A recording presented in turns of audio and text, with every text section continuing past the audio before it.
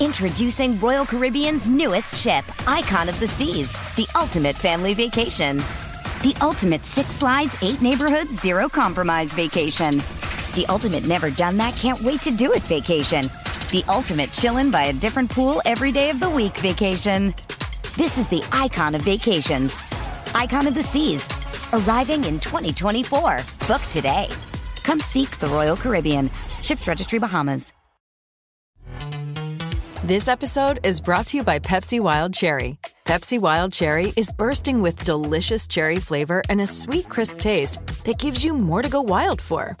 Getting wild may look different these days, but whether it's opting for a solo Friday binge watch or a big night out, everyone can indulge in their wild side with Pepsi Wild Cherry. Also available in 0 sugar.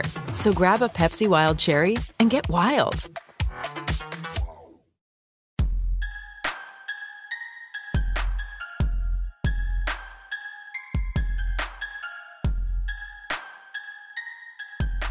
Hello, everybody. Welcome to a Wednesday edition of the Orange and Brown Talk podcast. Dan Labbe with Kay Cabot and Ashley Bastock. We are still in Super Bowl mode here on the podcast. We thought we'd get into a little bit more about, what the Browns can do to get to the Super Bowl, because we're in that phase now where everyone who didn't get to the Super Bowl is talking about getting there next year and how they're going to get there next year and tweeting about how they're going to get there next year.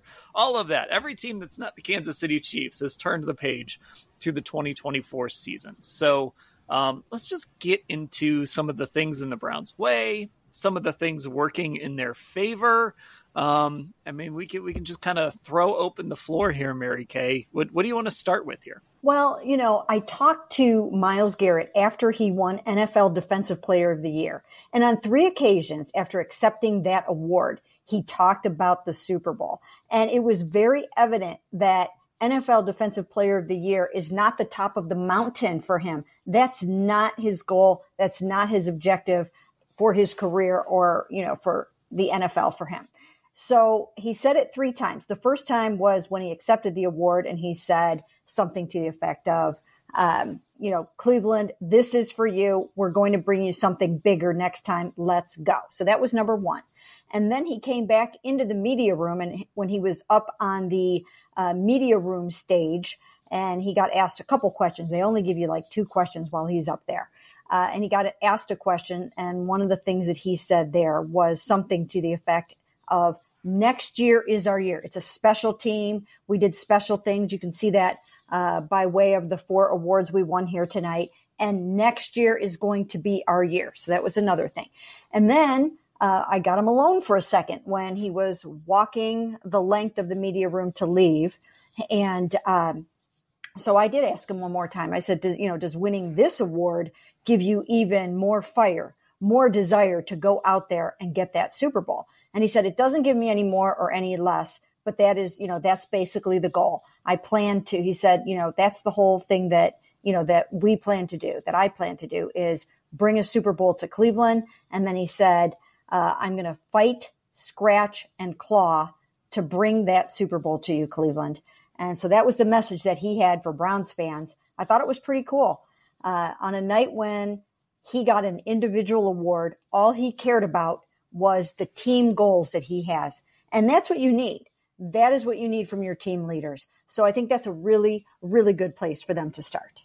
Yeah. And so I think Myles is a good place to start in general, right? Because we've talked so much this week about Patrick Mahomes and how do you beat Patrick Mahomes? And if you're not going to have Patrick Mahomes at quarterback, what else do you need? So obviously, right, you need good quarterback play, but you have to have elite talent just in other places too. You've got to have, Myles Garrett needs to be the Patrick Mahomes of pass rushers, right? He needs to be the best edge rusher in football. And he needs to take what he did last season and build on it and be even better. He needs to be that dominant number 1 pick, game-changing player every single week next season. And that's kind of where it starts. So Ashley, I think if you're looking for reasons as to how the Browns can get to and win a Super Bowl, I think you start with, as you kind of look around the roster, starting with Myles Garrett, there is real high-level talent on this roster and high-level talent at premium positions. So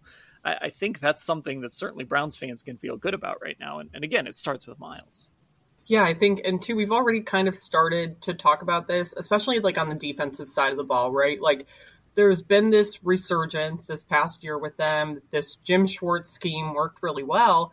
And there's not really many major questions about guys they need to re-sign, like holes they need to fill potentially. For the most part, those like major guys are back. I mean, to me, the biggest question was going to be what was going to happen with Grant Delpit. They obviously wrapped that up by extending him when the season was still going on.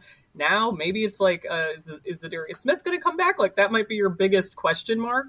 And I know Mary Kay's talked about that's probably likely, right? So there just doesn't seem much uncertainty there either, on top of finding those guys, developing them in some cases, like with Grant Delpit, like JOK, where, hey, they can go out there and make those big plays if they need to. I think like there are still some holes on their roster, especially on the offensive side of the ball. But, we could go through position by position. They have Nick Chubb, who's obviously coming back from that injury, one of the best running backs in the NFL. Deshaun Watson, if everything works out, he's supposed to be that top 5, top 10 talent in the league. They have one of the best offensive lines in the league when they're healthy, one of the best defensive lines.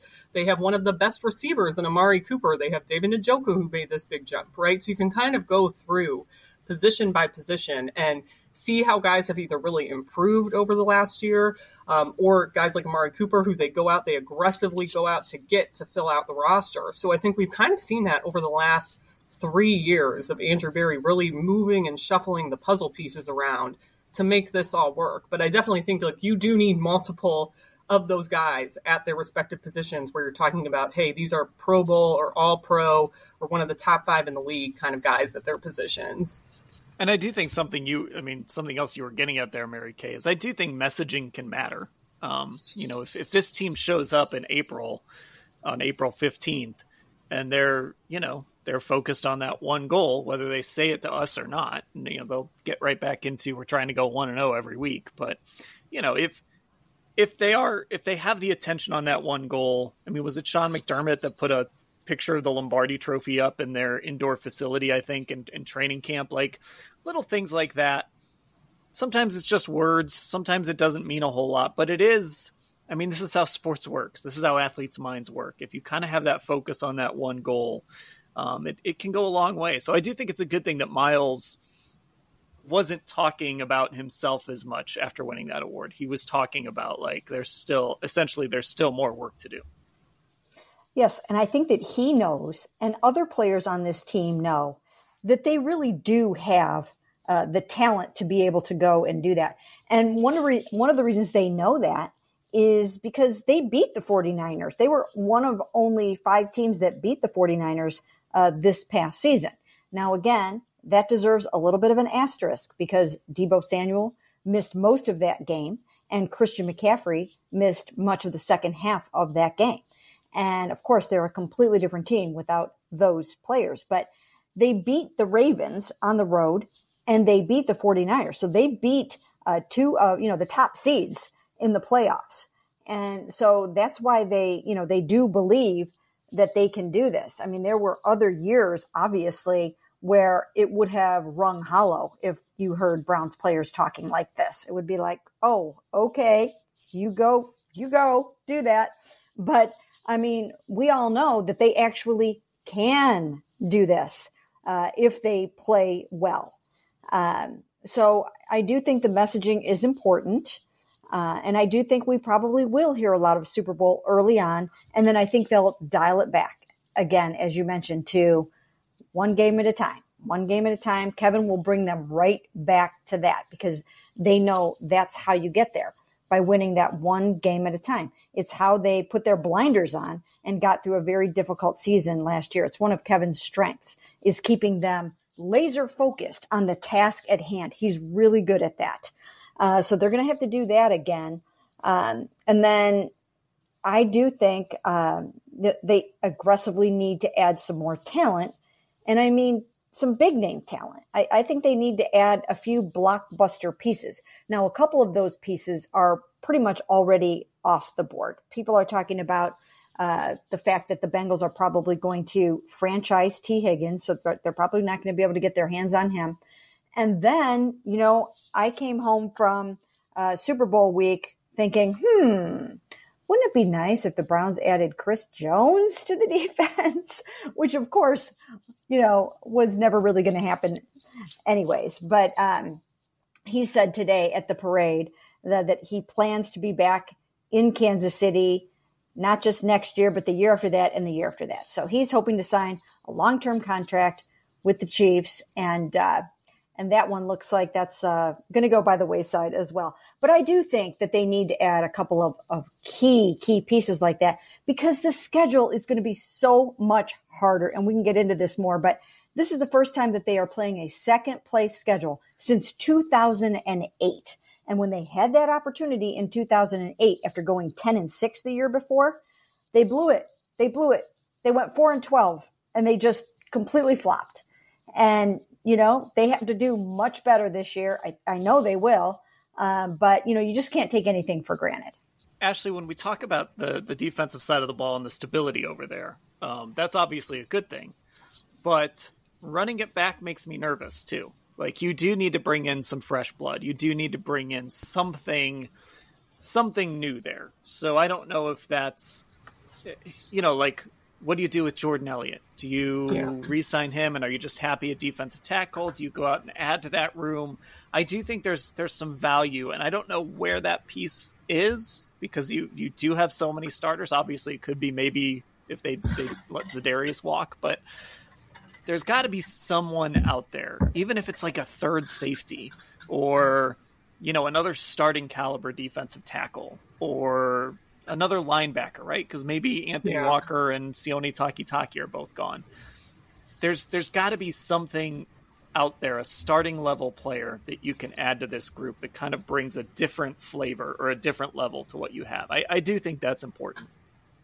You kind of read my mind, because those were like all the positions I was basically thinking of where it would be feasible for them to switch things up a little bit, right? Obviously, in the safety room, they had to rely on two undrafted guys, and Ronnie Hickman and DeAnthony Bell, who for the most part, I think, overperformed expectations. But you have Rodney McLeod with the biceps injury that ended his year. He's obviously a veteran. And then obviously Juan Thornhill dealt with a nagging calf injury all year. They didn't really get the production out of him, I think, that anybody was expecting. And Grant Delpit's going to be coming off of a season-ending injury as well with the groin. So I think that's interesting. And yeah, I mean, the linebackers in general, I know, Dan, we listened to Anthony Walker Jr. talk on Locker Room Cleanout Day, and I think when I turned around when we left that scrum, I said to you, he sounds like he's not too confident that he's going to be back here next year, based on the tone of what he was saying. And I talked to him extensively in 2022 when he suffered his season-ending knee injury, and the tone to me was just totally different. Like, and it's not that he wouldn't be open to coming back, but I think like players can sometimes sense that, right? And they know it's a business, and it might ultimately be just time to get some fresh blood in there. He's been around a few years, and that linebacker room has been pretty stable. Really, besides adding JOK, that was their last like big move in that room. So I definitely will be curious. I think linebacker is something you're seeing pop up a bit more, but on the defensive line, I think it's always a possibility with Jim Schwartz as this coordinator that you could add somebody anywhere, whether it's an interior guy, whether it's another edge rusher, just because of how he rotates those pieces in and out. None of that would really surprise me if they go in any one of those directions. Yeah, and Mary Kay, like, we've seen this a little bit on this defensive side of the ball, right? Like this, they have a new defensive line coach now. He changed out Ben Bloom. There might be some guys that Jim looks at and says, "Hey, we like what this guy did for us. Thanks for everything, but I want to go a different direction at this position." I'm not talking like, Denzel Ward or like I'm not talking like the really big names, but for as much as an Anthony Walker meant to this team, and maybe he does end up coming back, but there might be some areas where Jim Schwartz, they couldn't change everything to his liking, but maybe there are some guys that maybe we don't even expect that Jim Schwartz might look at and say, I just want to go a different direction there. Yeah, I think so. As you mentioned, they will have a new defensive line coach, and that's the most important position on Jim Schwartz's defense. And you've got your best defensive player at that position. So I think that's pretty significant that they swapped out Ben Bloom, who's now the outside linebackers coach in Tennessee, for Jacques Césaire. I don't know how to pronounce it. Césaire. I actually pro move here. I didn't even say his name when I brought up the new defensive line coach because I wasn't sure how to pronounce it either. So I left that for you. Well, hopefully I got close. But anyway, so they do have just a new vibe in that room. And I think that's important because, again, it is the most important position on the defensive line. And I think it's a bit of a statement to the fact that there was a point this past season where Jim Schwartz had to chew out his defensive line for going 2 games without a sack.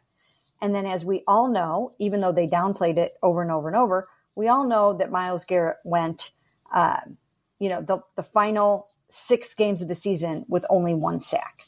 And I think that, I don't think they liked that. I think they want him to finish strong. I think he wants to finish a lot stronger than that.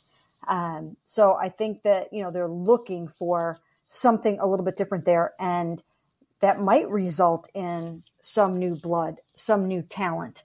And I quite frankly, I do think that they need a second rusher that can approach double-digit sacks. I just think it's important.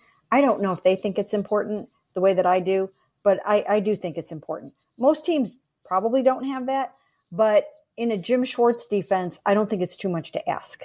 And I think it would take pressure off of Myles. I think it would keep, maybe a little bit of heat off of Myles from time to time. Maybe not, but I think it could help. So that's one area to look at.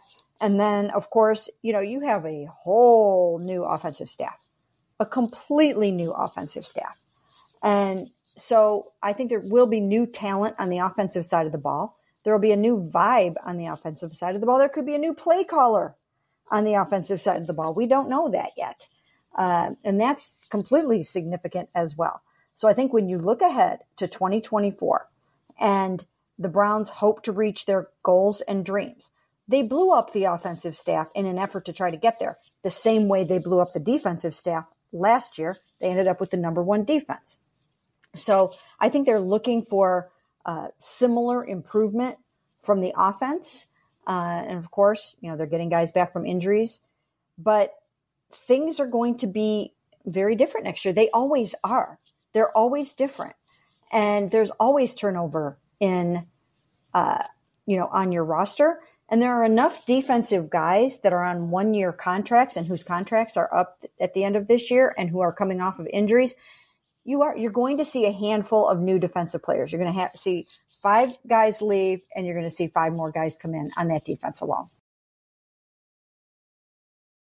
Okay, let's move on to something Mary Kay touched on a few minutes ago, and that is, of course, the Browns' schedule next season. Mary Kay mentioned they have not played a second-place schedule since 2008. That was, of course, after that 10-6 season. It didn't go well. Everybody got fired after that season.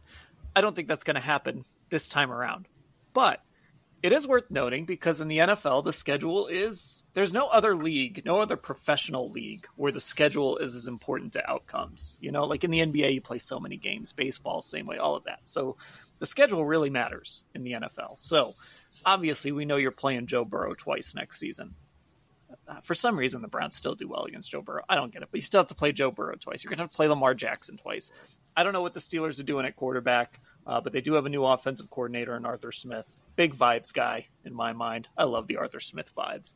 I don't know if he's good, but I love the vibes. We'll see what the Steelers do at quarterback regardless. But outside of the division, Justin Herbert, Patrick Mahomes, Dak Prescott, Tua, unless the Dolphins make a big move at quarterback and decide to go a different direction. I don't know if they'll do that, but it's going to be at least Tua. I don't know what the Broncos are doing at quarterback yet. The Commanders will probably have a rookie, but that's something to keep an eye on. Jalen Hurts, Trevor Lawrence again. We'll see what the Raiders do at quarterback. I'm assuming the Saints will still have Derek Carr. But, even Ashley, even if Derek Carr is like your lower level, when you look at the quarterbacks they have to play, if he's kind of near the bottom of the list, whatever you think of the guy and how he played last year, that's still a much higher floor than some of what the Browns had to face this season. Yeah, and I've been thinking about that in the context of two particular losses, and we've talked about this a lot at the time that, they lost to Denver and they lost in LA and immediately after that.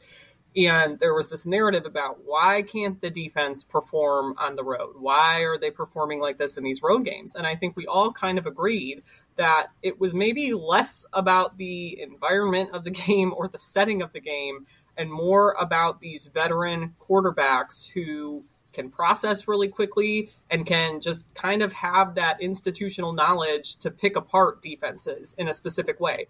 Especially a guy like Stafford, who obviously is much more familiar with Jim Schwartz and his tendencies than a lot of guys you're going to face. But I do think looking at that list of guys, it is more guys on that caliber that when you think of them, okay, they're really quick to get the ball out. They're really quick with their decision making.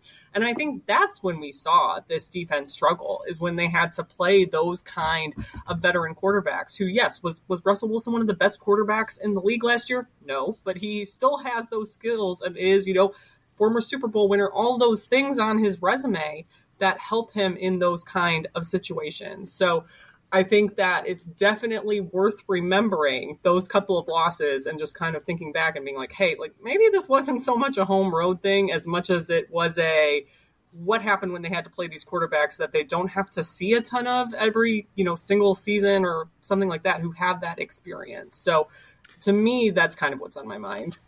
Yeah, I mean, Mary Cam, I'm looking at kind of the floor of the quarterbacks they're playing, like the guys who are kind of like, okay, that guy doesn't scare me. So, I guess Daniel Jones is on there. I don't know what the Giants are doing. There's just a lot of unknowns, right? Like the Commanders will probably have a rookie.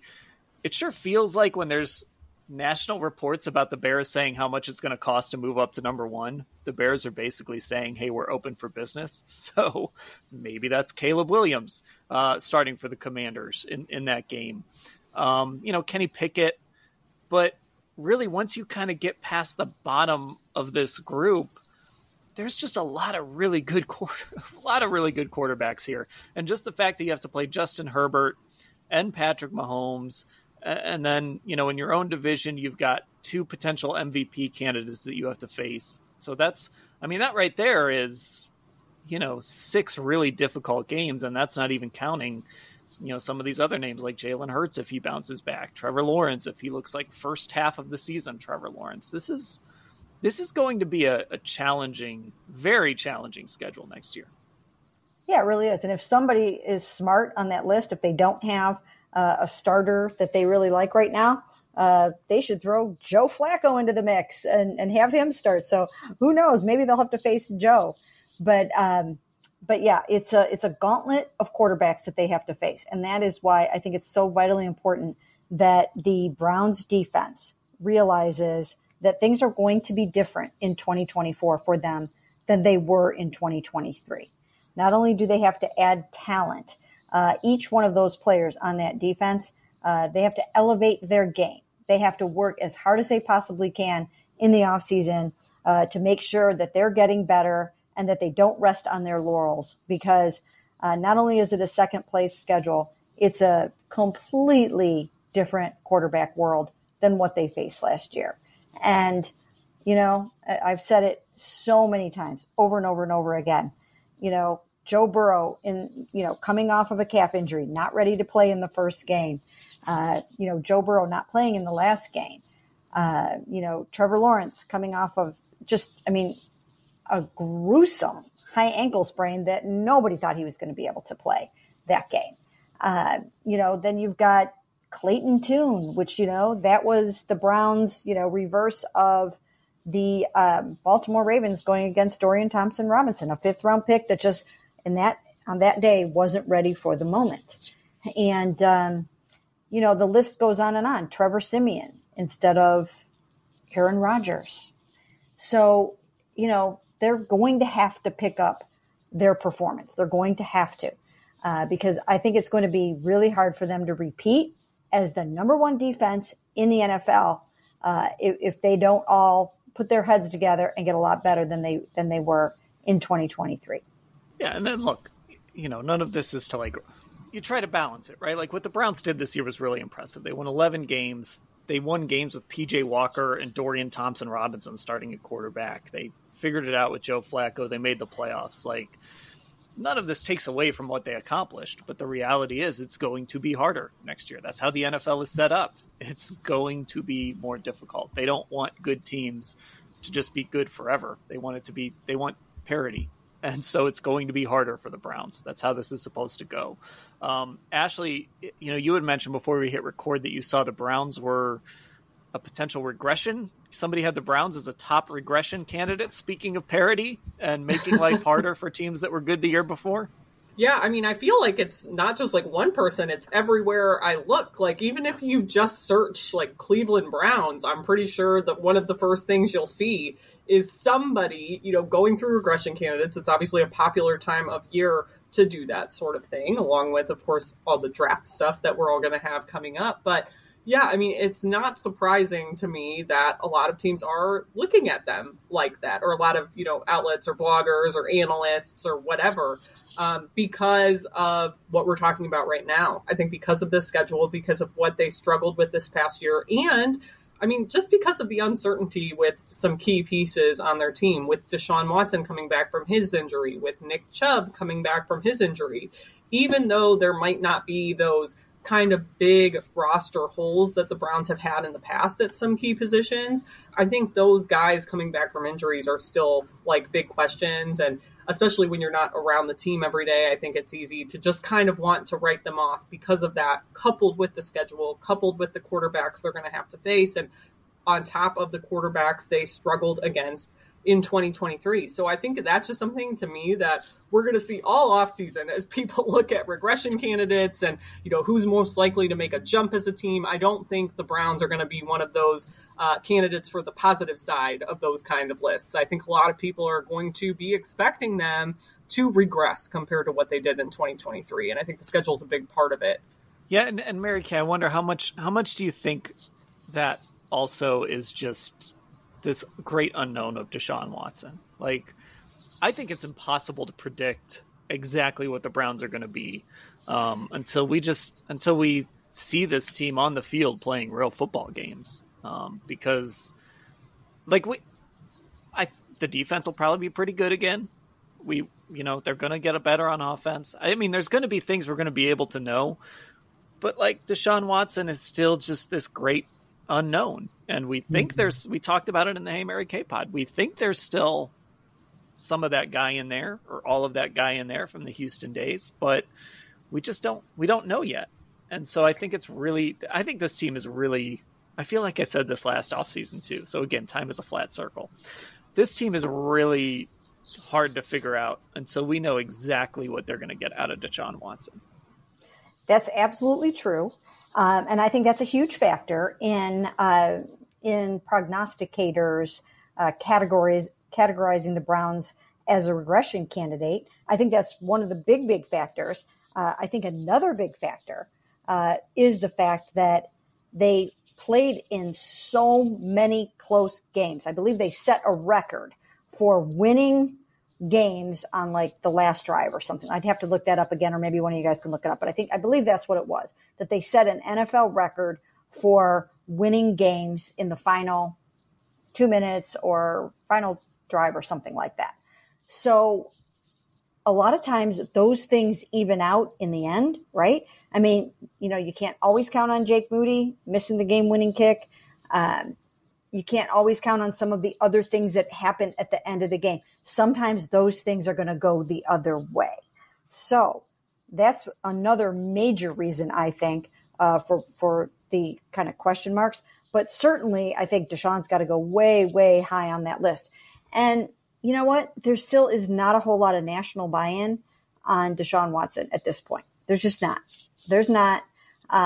You'd really have to dig in to understand what has gone on with Deshaun Watson in the first couple of seasons. You have to be, I think, probably covering the team very closely to really kind of understand, okay, what was that 3-3 record about in 2022? What was that 5-1 record about in 2023?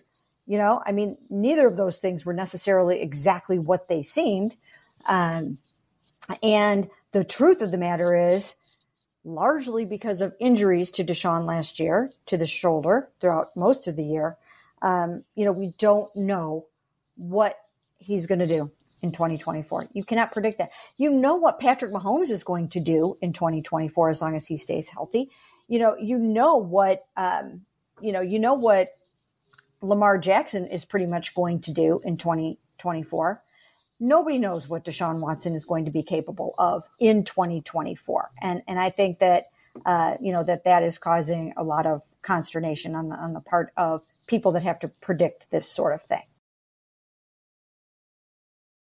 Okay, can I throw one other thing out there? This is one of those things. This kind of goes along with the lines of the close games, the one-score games that you were talking about, Mary Kay. The giveaways. I think this is actually a positive for the Browns because, to me, they gave the ball away 37 times last year, Ashley. 37 times. That can't possibly happen again, right? Like, if that happens again, I don't think they're going to do what they did last year. I don't think that's going to they're not going to make the playoffs if they do that again. So to me, turnovers can be pretty fickle year to year. I just can't imagine this team has given the football away 37 times again next year. And I actually just looked this up. This is fun. They were actually tied for, Kansas City, San Francisco, and Baltimore all had more giveaways than them in the playoffs, but that's it. Their 2 giveaways in the playoffs in one game even was like top half of the league. So I don't know. I know, Ashley, you wrote about this a little bit a couple weeks ago. I think it was after the Dorsey presser. I just don't see a world where this team gives the ball away 37 times next year. So I think that's actually a good thing. I think at least that will be more normal for them. Yeah, I mean, basically because they have nowhere to go but up, right? When you were the worst team in the league, hopefully that number doesn't get any worse than it was in 2023. But I do think it is interesting, right? Because you would expect, just based on what an anomaly it was, that it would simply have to be better next year. And I do think that's true. Like, there were certain things to contributing to that as well. Like the quarterbacks going in and out, having to play with 5 total different quarterbacks throughout the regular season, and obviously winning games with 4 of those guys. They overcame a lot. But that's a lot for your pass catchers to have to adapt to. It's a lot to expect from those guys coming in and out, especially when it's, much more inexperienced guys compared to Joe Flacco in PJ Walker and Dorian Thompson-Robinson, who was a rookie. Guys having to get used to playing with Deshaun and then used to playing with somebody else. I think that all contributed to the turnovers, plus the fact that Joe Flacco's gunslinger, sorry Kevin Stefanski mentality, where he was going to take some of those chances. But what's interesting to me, and why I wrote about it, why I asked Ken Dorsey about it in that press conference, is of course because the Bills struggled with giveaways too when he was there. That was a big part of the reason of why they fired him.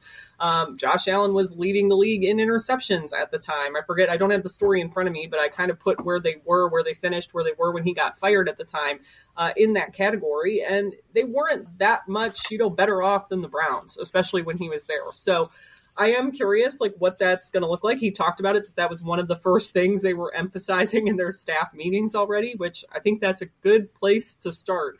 But despite all of that, I do still think it would be such an anomaly for them to put up those kind of giveaway numbers, because it really was just so bizarre. It felt like a problem they could not get a handle on, even as the year went on. And I think a lot of it was those extenuating circumstances that they're just not going to have to deal with in 2024.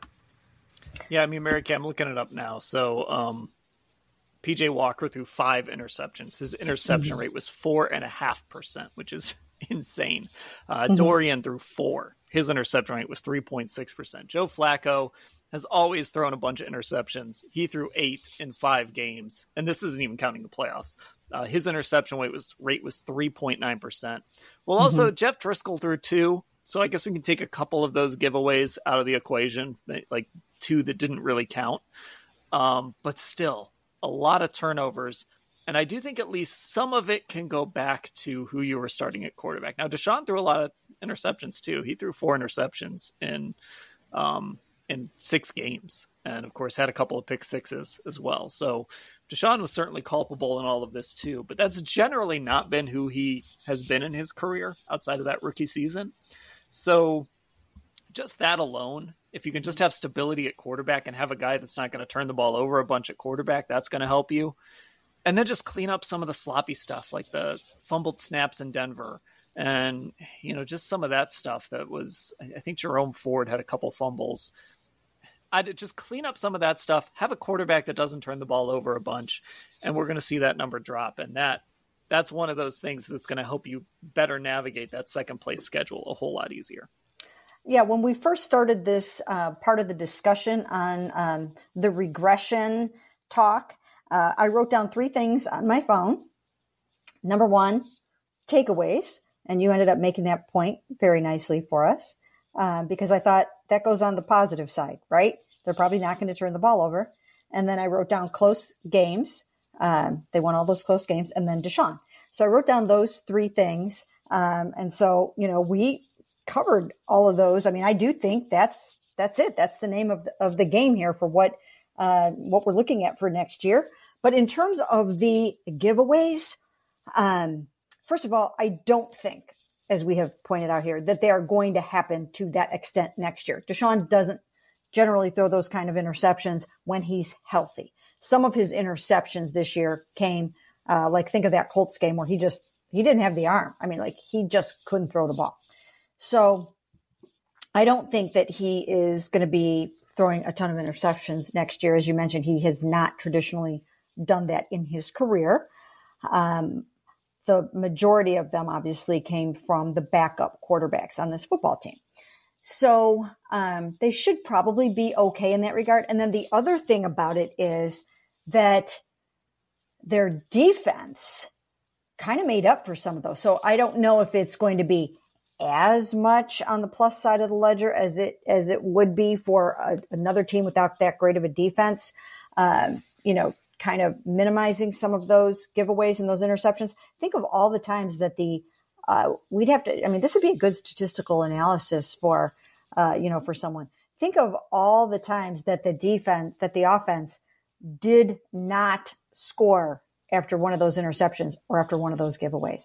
I mean, there were some times that they did. I mean, if you're going to start the opposing team on the 9, they're going to score.